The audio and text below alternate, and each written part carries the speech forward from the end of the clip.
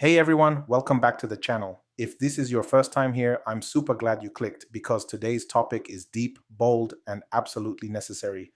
We're talking about something Chimamanda Ngozi Adichie recently said that's got Nigeria buzzing. Peter Obi doesn't need to be president. Now, on the surface, that might sound controversial or even dismissive, but stick with me. We're about to unpack what she really meant and why it matters more than you think, not just for Obi, but for the future of Nigeria itself. First, let's be clear. Chimamanda wasn't criticizing Obi. In fact, she was praising him. She said Peter Obi doesn't need to be president because he's not driven by a personal obsession with power. Unlike many in Nigeria's political class who treat leadership like a throne to conquer, Obi approaches it like a responsibility, something to do, not something to possess. Chimamanda explained that she's known him for over 15 years, and what stands out is his humility, consistency, and genuine curiosity. Those are the traits she said should define leadership. Now, pause for a second and ask yourself, when last did you hear a Nigerian politician being described as humble, consistent, curious? That alone says a lot. We live in a system where most politicians act like kings, not servants, where the loudest voice wins, not the most thoughtful one, where many seek power not to serve, but to loot. That's the problem. And it's exactly what Chimamanda was pointing at. And here's where the national soul searching begins, because her statement forces us to rethink what leadership really means in this country. Why do we keep electing people who see Nigeria as a business venture rather than a sacred trust?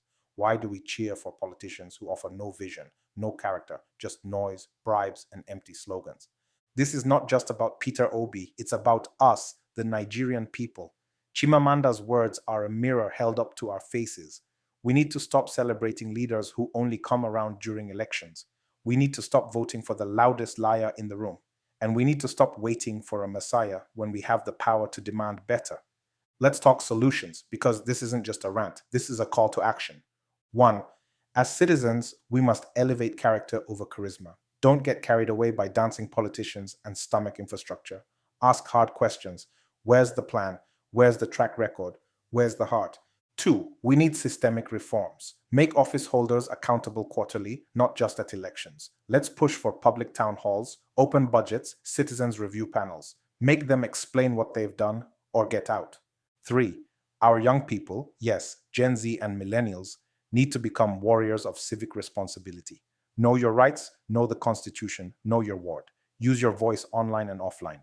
Four, let's reject the false belief that one man can save us. Obi is credible, yes.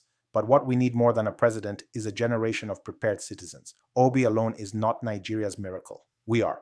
And let me be absolutely clear. Chimamanda didn't say Peter Obi shouldn't be president. She said he doesn't need to be. That's a compliment. That's a sign of his selflessness. And ironically, it's exactly the kind of attitude that makes him the right person for the job. When you don't crave power, you're less likely to abuse it. So now, I ask you watching, what kind of Nigeria do you want? One built on power-hungry noisemakers, or one shaped by responsible, service-driven leaders who care more about results than applause? I know my answer. And if you agree, then don't just nod and scroll. Like this video, drop a comment, share it in every group you belong to, and hit that subscribe button and ring the bell. Not because I want numbers, but because we need to raise a national consciousness, a political revolution of the mind. Peter Obi may not need to be president, but Nigeria desperately needs a new kind of politics. And that change starts with you and me, right now. Until next time, stay woke, stay engaged, and never forget. The future of Nigeria is not in the hands of politicians. It's in the hands of informed citizens.